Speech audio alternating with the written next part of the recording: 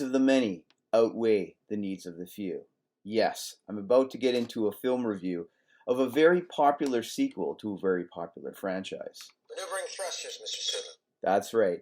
I am doing the review of 2013's Star Trek Into Darkness, the official sequel to JJ Abrams' hit movie from 2009, Star Trek: The Fresh Reboot. Let's get right into it.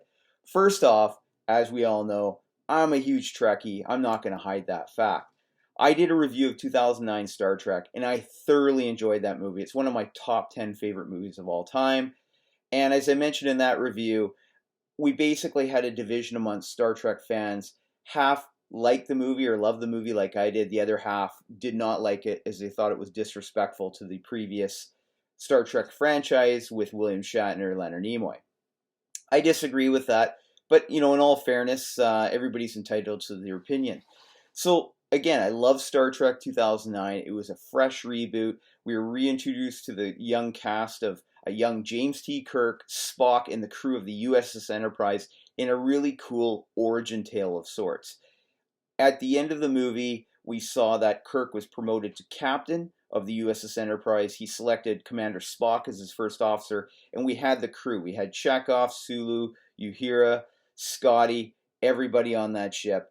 And at the very end, with the famous narration from Leonard Nimoy, Space, the Final Frontier, the ship zoomed off and warped into a new adventure in the galaxy. So we knew there was going to be a sequel coming, and I was quite excited. Now, there was a lot of rumors circulating about who the villain would be in this movie. And so I was looking online, and there was rumors that the famous villain of Khan, played by Ricardo Montalban, was being considered. Now, before I get into this review, there is going to be some spoilers because I want to dissect this movie and point out some really cool tidbits. And to do that, I'm going to have to reveal some spoilers. So if you have not seen Star Trek Into Darkness, first off, I really recommend this movie. Go out and see it, come back and watch my review. So let's get into it. So Star Trek Into Darkness, the sequel comes out in 2013, so essentially 4 years after the events of 2009 Star Trek. Captain Kirk is still the captain on the Enterprise. We have the original crew there. Captain Kirk, again, is played by Chris Pine, does a fantastic job as James T. Kirk. Commander Spock is portrayed by Zackary Quinto. Lieutenant Uhura is portrayed by actress Zoe Saldana. She does an excellent job as well. Karl returns as Dr. Leonard McCoy, and he's got some magical great lines in this movie. We have Simon Pegg as Scotty, and we have the late Anton Yelchin as Ensign Pavel Chekhov, as well as John Cho returning as Sulu. Yeah, it's just a great cast as per usual. What I like about this movie is they touch on some really good Star Trek lore. And what I mean by that is, in the Star Trek universe, there are certain things that we've seen in the past. And to give you an example, the Prime Directive. What is the Prime Directive? The Prime Directive is basically the rules of engagement for members of Starfleet and the Federation of Planets. Essentially, one of the many, many rules is, when you explore a new world, you really don't get involved in their evolution. You kind of mind your own business, let their world do their thing. There's strict rules about that. And the Prime Directive is explored right in the beginning sequence of this movie, on a planet with a species that has barely developed the wheel, as they say. But they're also facing possible extinction with a tragic event that's going to happen on their planet. And Kirk and Spock and the crew of the Enterprise decide to intervene, as long as they don't show the ship, because that will screw up the evolution. I'll just say this, Kirk has to make a difficult decision. He does. Is it the right decision? I think he made the right decision, but he definitely broke protocol. And as a result, we see that the consequences of that. We're also introduced to a mysterious character in this movie. And I will say his name is John Harrison, a rogue Starfleet officer. And he's played by Benedict Cumberbatch. Does an excellent job here as far as I'm concerned. Now, again, this is going to get into some spoiler territory here. In the Star Trek past, in this original 1966 series, we were introduced to a villainous character named Khan, portrayed by the legendary and late Ricardo Montalban. He did an awesome job. Who Khan was he was from the 1990s, actually, and he was a super soldier, genetically enhanced, and just a killing machine. And him and his group were frozen in time, and USS Enterprise came across them in a sleeper type ship and awoke them essentially. At first, Khan seemed like a great guy. Kirk was fooled by it, and he tried to kill everybody on the ship and take over the ship. They were then at the end of that episode were marooned on a planet and left there. In 1982, we had Star Trek II: The Wrath of Khan, the very first Star Trek movie I actually saw, and in theaters, and I loved it. And it reintroduced the late Ricardo Montalban coming back as Khan, but this time he's vengeance times 100. He's after newly promoted Admiral Kirk now and the original crew of the Enterprise. Very good, fast-paced action movie. I really enjoyed it. And it was his signature role, Ricardo Montalban. To this day, some of the classic lines, Khan, is said in classic shows like Seinfeld. Jason Alexander, a huge Star Trek fan, has said that in one of the classic episodes. So that's well known. So let's fast forward back to this movie, Star Trek Into Darkness. We're introduced to Agent John Harrison, and he's up to no good, essentially. He's terrorizing Starfleet on Earth and does something quite drastic, basically affecting a very popular character in this series. I won't give that away. And Kirk is hell-bent now on getting promoted back to captain and essentially going on a mission to hunt him down. What we learn too is we're introduced finally into this movie to the planet of Kronos, which is legendary for being the home world of the Klingons. Now, in the original Star Trek series with William Shatner's crew, we never really got to explore Kronos, and I gotta tell you, it's cool. I should mention, actually, that JJ Abrams has returned back to direct this movie, and he does a fantastic job. Again, similar to 2009 Star Trek, the lighting, the special effects, the sound, it is fast-paced and action-packed. We get to see the Klingons for the first time. Super cool. Now, I have to say, JJ Abrams, this is a fresh reboot again, has done his new take on the Klingons, which, in fact, the new look of the Klingons, I actually like. I think it's pretty good. Again, some of the Star Trek fans that are against this reboot from the beginning aren't a fan of that look. But it has transpired into the new series, Star Trek Discovery. They're using JJ Abrams' Klingon look for that too. And I gotta say, there's a chilling scene where Lieutenant Uhura, who speaks Klingon, has to negotiate with the Klingons in a very tense, dangerous scene. And it's chilling. And the way it's filmed, the sounds, they brought back the traditional Klingon music that they used in Star Trek III, The Search for Spock. I thought that was fantastic. There's a lot of nods to the original series here, and I think that's respectful. But again, it's their fresh take on it. That was a cool scene. We're introduced to a Admiral Marcus, and he's portrayed by veteran actor Peter Weller. Admiral Marcus is basically right at the top of Starfleet, and I don't want to give anything away with his role in this movie, but again, he is the Admiral. And he's really focused on making more of a military version of Starfleet, which is kind of against what Starfleet is. Starfleet is supposed to be explorers in space, and he wants to make a military defense. And I'll leave it at that. The nice thing about this movie is you don't know who the villains are. There's twists and turns. Then you realize, oh my gosh, these are the primary villains. And we have two main villains here. I am going to say that Khan is in this movie. Because I have to explore this issue. Because a lot of the original fans were not big on having Khan in this movie because Ricardo Montalban did such a fantastic job. Benedict Cumberbatch, we learn, John Harrison is his cover name. He is Khan, essentially. And there's a really cool scene where Kirk's interrogating him, and he finally admits he's Khan. And you see, there's a really good backstory, a brand new backstory for this character that was never done in the original series. Now, keep in mind, the events of 2009 Star Trek by the villain Nero changed the entire new timeline. So whatever happened in the original series with Shatner has now changed, which I like. So they've got a fresh new backstory on Khan because everything changed. And it's really good. It's very well thought up. I liked it. Now, a lot of the critics, Trekkies, are not big fan of Benedict Cumberbatch as Khan. I like it. I think he did a great job. The only con I have with this, excuse the pun, con on con, is the fact that the timeline changed just before the birth of Kirk. Well, Khan is from the 1990s, technically. And essentially, why is his appearance different? Because technically it should be the Ricardo Montalban. I guess if you really want to dissect it, that would be a con. Obviously, you can't bring back Ricardo Montalban because he's passed on.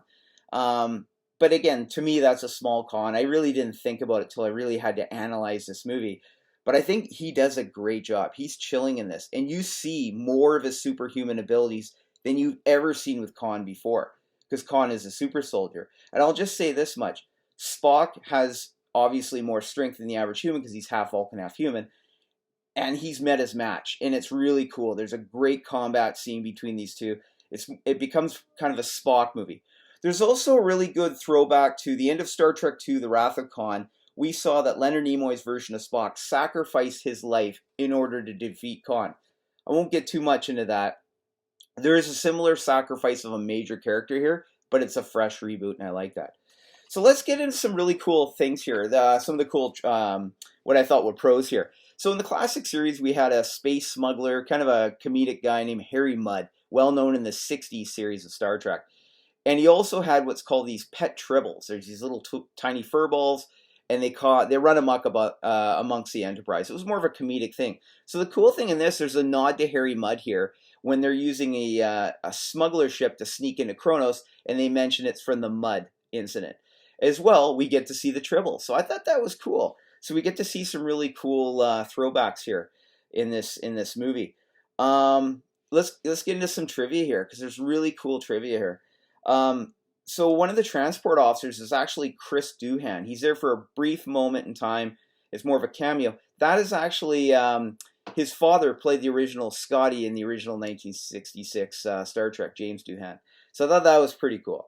Other cool tidbits from what I've learned, and I've done some research here, is when Benedict Cumberbatch did his audition for the role of John Harrison / Khan, he actually filmed it on a friend's iPhone in his apartment, and that's how he did the cameo. So I thought that was kind of cool.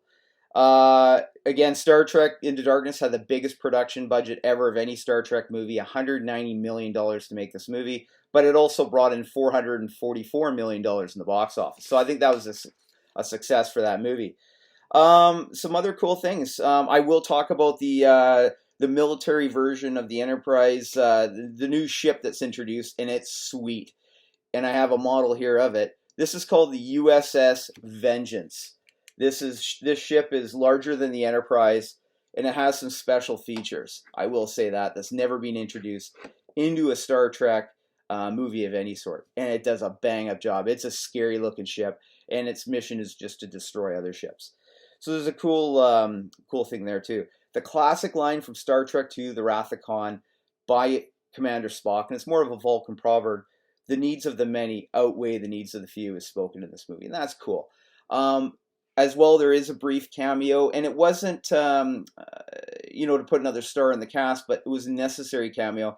We get to see Leonard Nimoy return as Ambassador Spock in a very brief cameo. And tragically, this would be the last time we would see him as Commander or as Ambassador Spock, as Leonard Nimoy would pass away a couple of years after the movie was made, prior to the third Star Trek movie. I'll get into that review at a later time. So that was really cool to see him one last time in his role as Ambassador Spock, speaking to the younger Commander Spock. So I thought that was cool. The special effects are next level. The other cool thing about this movie is not only is it in deep space, but we also get to see some action on the planet Earth. We see more Starfleet Academy here. And there's some really good action sequences. I got to say, the climax of this movie is fantastic. There's a good fight between Khan and Spock, and it takes it to the next level. And I thought it was fantastic. It's a good movie. You don't see the plots, twists and turns in this movie. There's so many different characters, but they're all well used. Everybody gets decent screen time. We're also introduced to actress Alice Eve, an Australian actress, and she portrays Dr. Carol Marcus. Now, for those of you who don't know from the Star Trek lore, back in the movies, Dr. Carol Marcus had a brief affair with a young Kirk. As a result, had a son. I believe his name was David Marcus. So we're introduced to a young Dr. Carol Marcus. We don't see any romance here between him and Kirk yet, so it may happen later, or maybe it doesn't happen at all, but we get to see another version of, younger version of Dr. Carol Marcus. And I thought that was pretty cool. Bruce Greenwood is back as Admiral Christopher Pike, and he does a bang-up job here as well. And he's got a this is his movie just as much as it is a crew. There's a major turning point for this character as well in this movie. Peter Weller is awesome as Admiral Marcus. He is I'll just say a scary version of a Starfleet admiral. I'll leave it at that. There is another actor I just want to throw out there. I think he was pretty cool. It was kind of distracting, but it was cool. His name is Joseph Gatt, and he plays one of the Starfleet officers on the bridge. And I'm not too sure if he's an alien or android, but he's got this really cool thing on the back of his bald head that basically shows and I guess it's the layout of the Enterprise. He can tell when there's something going on in the ship, like when the ship's under attack. He can tell that there's massive casualties here. I gotta say, this movie's just as important with the USS Enterprise. We get to see the Enterprise in action here. Here's a smaller version of the USS Enterprise. Go into battle and the repercussions from it. We get to see a battle-damaged Enterprise. This movie took the action to the next level. I will say I still love 2009 Star Trek more than this movie because it was the origin tale. Now that was really, really cool how they were able to do the origin tale in action. The origin tale is already established, so they don't waste any time with that, but they go strictly into story and action, and I thought it was great. I mean, there's some haters out there that didn't care for this movie, but I gotta say, it was one of my treadmill movies where I can get on the treadmill, watch this movie, get lost in it. The action, the twists and turns, the sound, the acting is great.